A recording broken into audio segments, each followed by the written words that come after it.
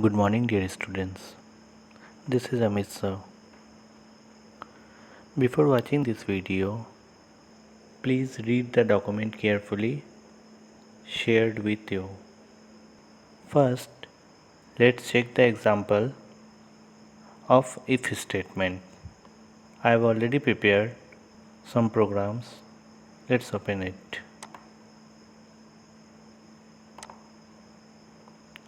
This is a program to check if a student has failed an exam or not. Okay.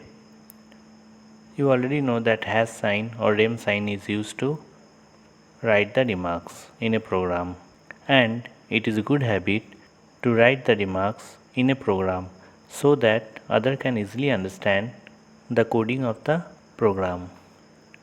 Here we need input from the user, so the user will enter the marks.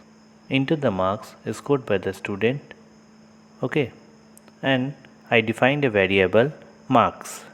So marks will store the value of the score of the student entered by the user. Now if the mark is less than 33, then print the student has failed the exam in if. Okay. So here it is clearly mentioned if the marks is less than 33, then the student will be failed. So let's check the program. After writing the program, just click on the run button in the toolbar. So it will ask you enter the marks scored by the student. Suppose I enter here 32, which is less than 33, and press the enter button. So the result is the student has failed the exam. Let's check another example. Enter the marks scored by the student. If I enter 34, let's check what happened. It's returned with no value because we only define that if the marks is less than 33, then only it will print that the student has failed the exam. Let's check another example.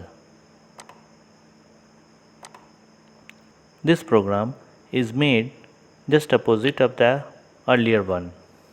So in that we are checking if the marks is less than 33, then it will decide that the student is failed. Here we check if the marks is equal to or more than 33, then the student is passed. So run the program, enter the marks scored by the student. If we enter 32, it will return no value, as here we are checking if the student is passed. Okay, so again run the program and enter 34. Now you can see the output. The student has passed in the exam. I hope you understand the if statement, how to write the program with if statement. Now let's check the second option, if else statement. I have already written a program based on the same question, whether the student is passed or failed. If else statement. This is a program to check if the student has passed or failed an exam.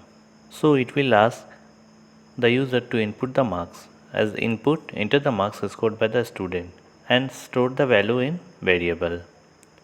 Then if the marks is less than 33, then print the student has failed the exam. Else print the student has passed the exam. End if. Look at here.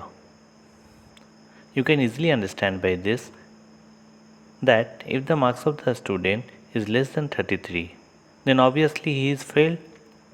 So the computer will print failed. Else, if the marks is 33 or more than 33, what will happen? Obviously he is passed the exam. So the computer will print the student has passed the exam. Let's check it. Enter the marks scored by the student. Enter any marks. Suppose I enter 51. So the result is the student has passed the exam. Let's enter another number, 21. you get the reply, the student has failed the exam. You can check another one with 33. The student has passed the exam. So I hope with these examples you understand the if else condition. The same program can be written in a different way. How? Okay. So just we will change a little in the program. If the marks is more than or equal to 33, then what will happen? Obviously, the student will be passed. So we will write